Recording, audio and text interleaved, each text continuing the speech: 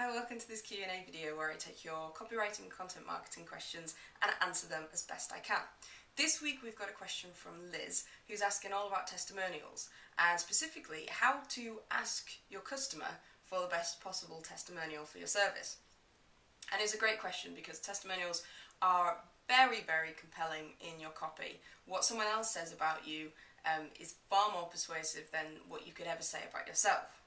But there are good and there are better testimonials to use, and the better end of the scale tend to be ones which are more specific. Tell a bit of a story, as opposed to someone just saying, oh, this person was great to work with, really enjoy them, had a lovely time.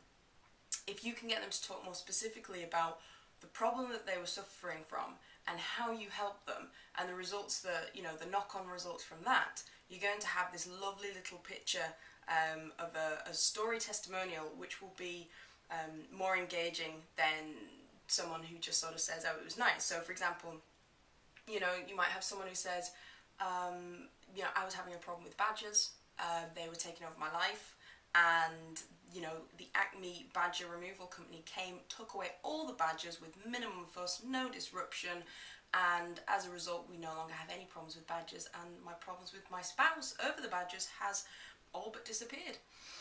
That would be, for a badger removal service, quite useful. That would be a good strong testimonial. It tells a bit of a story, it's specific, and it talks about the specific results. So how can you get that for your service if you're not into badger removal?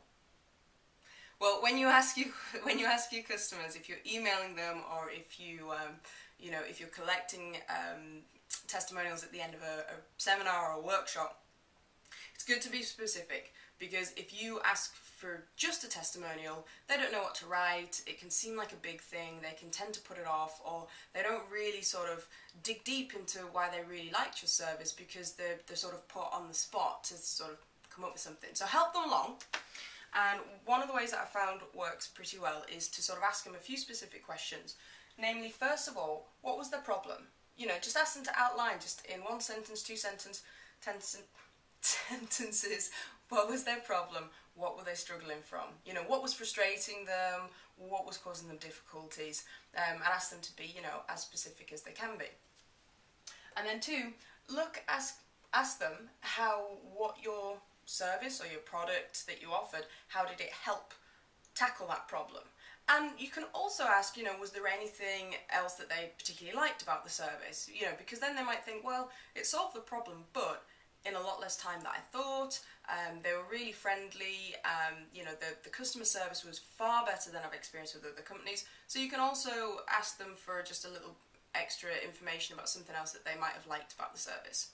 So how it helped. And then number three is ask them if there were any specific results. Because if you've got quantifiable results such as an increase in sales or something specific such as someone suffering from insomnia saying that I managed to sleep a week without any interruptions and haven't had any interruptions since, something very specific.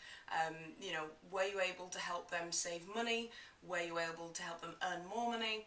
Were you able to help them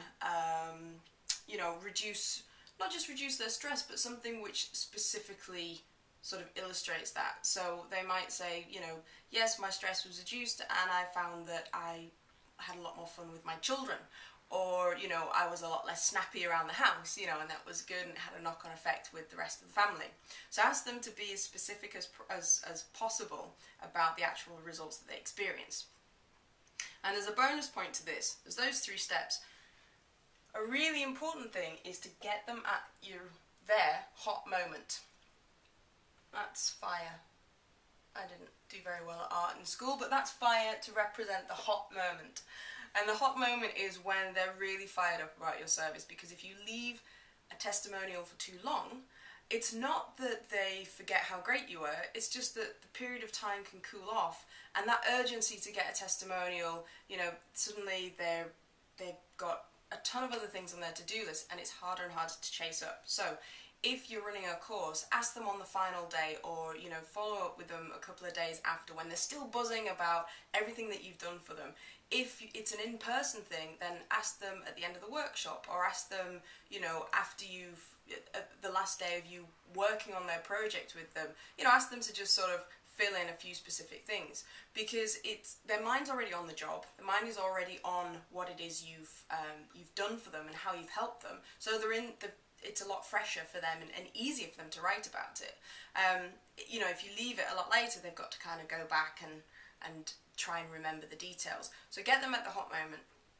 So in summary, to sort of get the best testimonials for your service, 1, ask them what the problem was, what they were suffering from.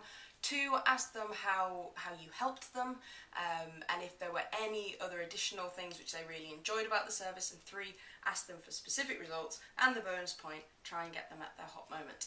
So I hope this has helped, Liz. We have another testimonial question which I'm going to answer in the blog post below.